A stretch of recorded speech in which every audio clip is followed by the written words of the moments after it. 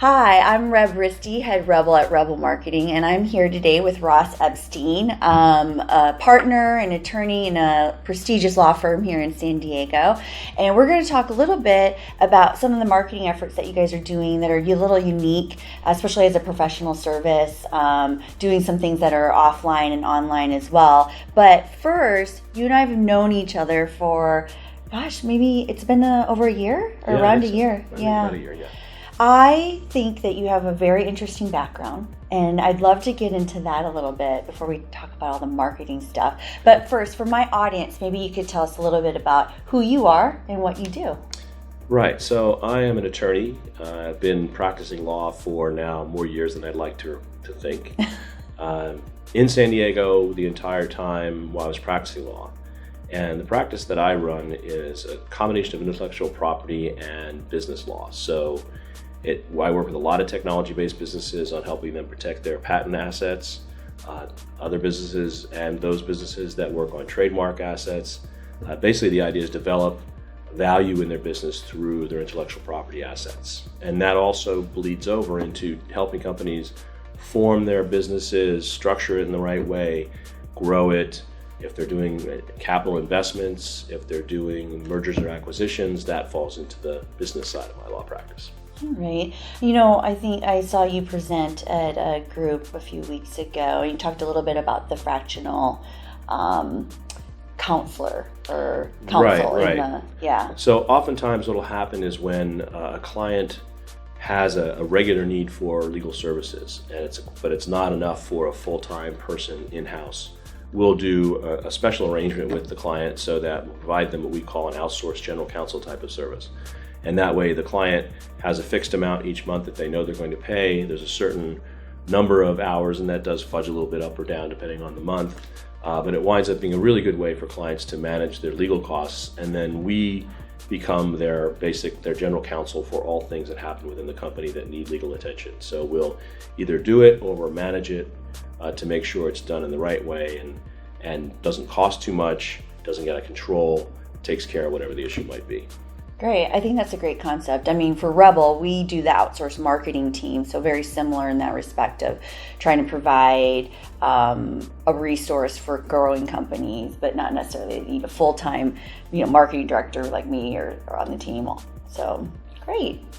So let's get in and talk a little bit about you. My favorite topic. I guess obviously you're an attorney, you went to school for that, but tell us a little bit like what your journey was and what led you into where you are today. Yeah, so I've had a relatively unusual path for a legal professional. I started out traditionally. When I finished law school, I moved here to San Diego, worked for a federal judge my first year. Really never knew exactly what it was I wanted to do. Law seemed like a good thing at the time. I was able to get a nice position after that clerkship with a large law firm here in San Diego as a litigator, essentially a business litigator in those days. So I described that first 5 years out of law school as my first career as a litigator. It also happened to be at a time when the world completely changed. So I grew up in the Cold War era. There was East, there was West. It was known, it was stable, frightening at times, but there was no indication at any point along the way that there was suddenly going to be an end to it. And it did end very quickly, very, very peacefully, thank God. Mm-hmm. And the result was a part of the world opened up that had never been opened before from a market opportunity. And so that happened during those first 5 years, and I began thinking about getting involved in that transformation and what that would mean to go from a Soviet-style command economy to a market economy. What was going to have to happen in those places. And so I resigned from the law firm and moved to Prague in 1992. Wow. Without really any idea what it was I was going to do, but I figured once I got there I'd figure it out. And it was it was quite an incredible adventure. Tried a number of different types of businesses which didn't work. The one that ultimately caught on was an international telephone service, which then took on a life of its own and kept me there for 9 years. Went from Prague to Budapest to Warsaw, so at one time with operations in all three cities.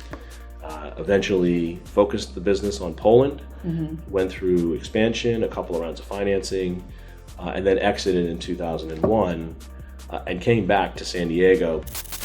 And so at that time, for those who were in the telecom internet software world, they know that was right after the dot-com bust. So the telecom industry was in shambles, massive consolidation all over the place. So when I was looking at opportunities within the industry I had just been in, here there were some, but they just didn't seem to fit. And so I decided to get back into law in 2001, temporarily. And then how that works. and then an opportunity came to open the San Diego office for a boutique life sciences patent firm based in Washington, D.C. And that seemed intriguing to me because San Diego had become such a technology town, even though my background was, my immediate professional background was in the telecom internet software world. The family guild happens to be medicine, right? Okay. My father's a doctor, my 3 siblings are doctors, I was even pre-med in college. And so it was not a problem for me to go to the biotech, pharmaceutical, medical device world with some understanding of the sciences, and then just generally after the entrepreneurial experience having probably more confidence than I should have. And the result was I was able to build a nice intellectual property practice like I described to you, and out of that also came the transactional work, and that has been essentially what I've been doing since 2001. Okay, so you're very entrepreneurial. Obviously, you've owned a business or a couple of businesses. So working for the firm out of DC, you said? Right. And so it seems like it was still very entrepreneurial. You really started the whole business then here on the West Coast. I did. And I also decided, again, once you've been an entrepreneur, you never look at anything the same way, right? And so when I was getting back into law, in my opinion, the business of law is really about what I call leverage, right? So if you're providing a service, it doesn't matter what it is, what you do, what I do, what an accountant does, any kind of a consultant does. If you only have 24 hours in the day, 7 days in the week. Mm-hmm. So if you're doing everything, you automatically have limits, right? So in order to be able to create a business in this area, you need to be able to leverage other people, right? And then the question is, okay, what's the best and highest use of your particular skill set?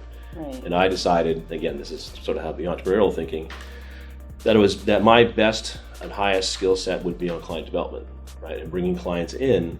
And the opportunity that the patent firm brought to me was a stable of scientists and engineers sitting next to the patent office, and me going out to the technology community here and positioning what was a mid-sized patent firm, which really didn't exist in this marketplace at the time, as an alternative to the bigger firms that were doing the same sort of thing and the really small firms that were doing the same sort of thing.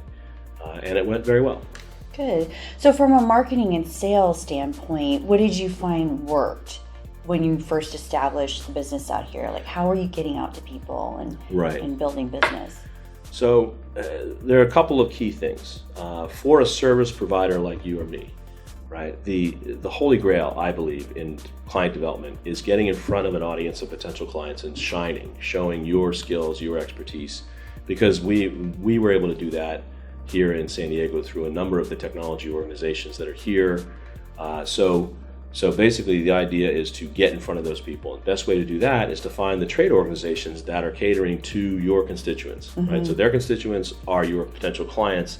If you can find that and get them to endorse you essentially so that you are the one presenting to their group as an expert on a particular topic, it's an incredibly powerful and effective way to develop clients. The other way is just the hard work of networking, and the one thing that a lot of people do, they'll go out to these meetings and they'll meet people, they'll get business cards, and that'll be the end of it. Yeah. Right. And that is, again, you wasted your time essentially. The follow-up is the key, and the methodical process of continuing to maintain those relationships so that when they find someone who may need your services, you're the one they think of. Right. No, I love that because one of our themes this year for REBL is engage and ignite your referral network. And it is that long-term relationship marketing where you are building a relationship, and you're staying in front of them and consistent for when they do have an opportunity to forward to you. So I think that's great. And, especially I feel marketing has become very digital, which is wonderful. You can measure it. It helps, scale. It's decreased costs of marketing efforts, but there's nothing compared to just good old-fashioned networking. Well, again, certain types of services lend themselves to digital marketing where the relationship isn't as important. For what I do, the relationship is very important. Yeah. Because if I don't have a client's trust, there's no way I can provide them the services that they need. Yeah. And the only way I get their trust is by building a relationship, showing that we can do it well.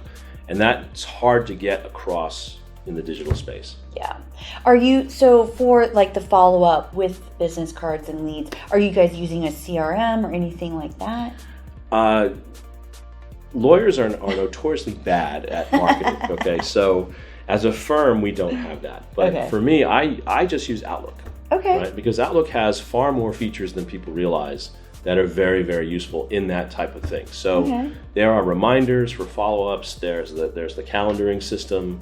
The contacts are you can manipulate the contacts in terms of how you sort them. You can label them with categories. So you can really do a lot with Outlook, which I do. In fact, I have I have a canned one-day different type of consulting business that I might do, where I train professionals on how to do this using really simple tools, which are not it's not rocket science.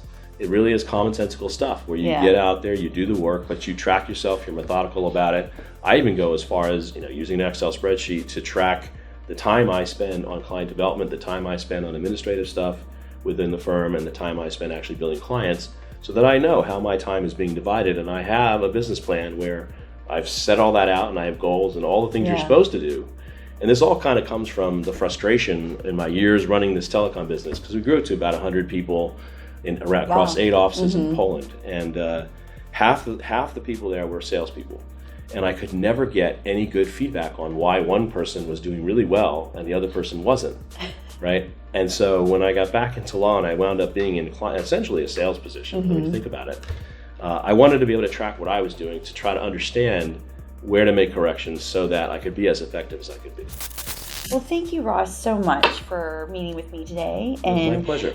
Sharing a little bit. If someone did want to get a hold of you and learn a little bit more about what you do, and if there's a way to work with you, what's the best way for them to do that? Right. Well, online. Online. So my email address, which maybe you'll put up on the thing. We will. So either telephone or email is the best way. And I'm out and about quite a lot, as you know. So. Well, thank you so much for joining us. I'm Reb Risty with REBL Marketing. And if you're looking to revolutionize your marketing, give us a call.